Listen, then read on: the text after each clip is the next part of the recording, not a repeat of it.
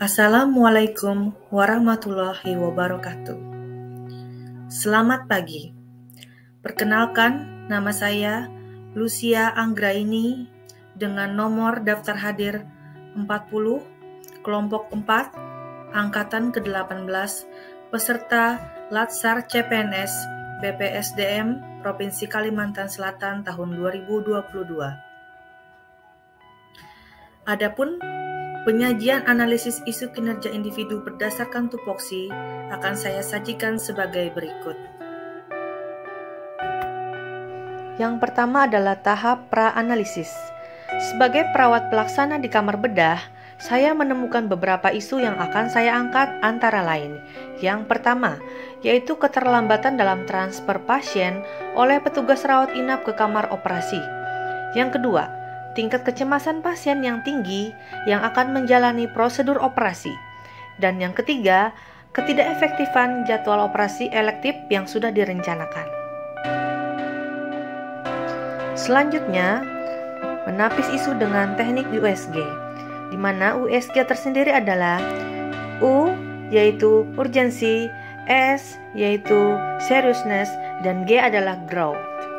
Pada masalah pertama, ditemukan skor U yaitu 4, S 3, dan G 3. Ditemukan total skor yaitu berjumlah 10. Untuk masalah isu kedua, total untuk U 4, S 4, G 4, dan total skor 12. Untuk masalah ketiga, U bernilai 4, S bernilai 3, G bernilai 2, ditemukan total 9. Dari ketiga masalah, yang paling tinggi skor ditemukan pada masalah kedua.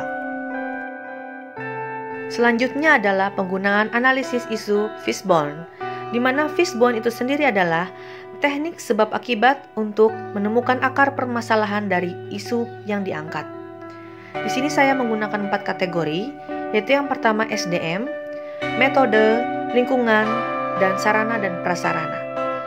Untuk kategori SDM, terdapat permasalahan kurangnya pengetahuan pasien akan tindakan operasi dan rendahnya tingkat pendidikan.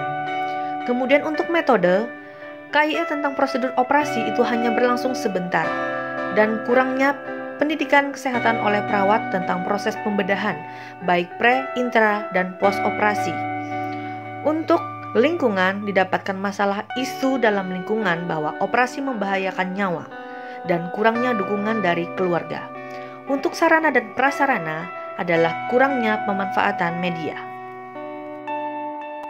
Selanjutnya adalah analisa isu SWOT, Strength, Weakness, Opportunities, dan Threat. Untuk strength sendiri, itu terdapat ketersediaan surgical safety checklist untuk pasien pembedahan dan kedisiplinan perawat kamar bedah dalam hal identifikasi pasien. Untuk weaknesses, terdapat tingkat pendidikan pasien yang rendah yang mempengaruhi dalam pemahaman informasi.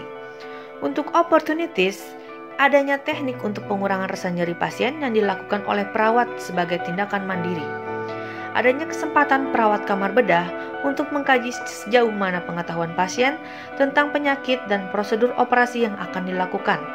Dan treat, kecemasan yang tidak teratasi itu akan berpengaruh pada tanda-tanda vital dan kesiapan pasien dalam menghadapi prosedur operasi. Setelah dilakukan beberapa teknik analisis, di sini saya menemukan alternatif penyelesaian untuk isu. Isu yang tadi ditemukan adalah tingkat kecemasan pasien yang tinggi yang akan menghadapi prosedur operasi. Untuk alternatif penyelesaian, dilakukanlah pencase tentang prosedur operasi. Sedangkan tahap untuk alternatif yang ditemukan, yang pertama, mengkaji tingkat pengetahuan pasien tentang penyakitnya. Yang kedua, mengkaji tingkat pengetahuan pasien tentang prosedur operasi. Yang ketiga, melakukan identifikasi pasien sebelum dilakukan pembedahan.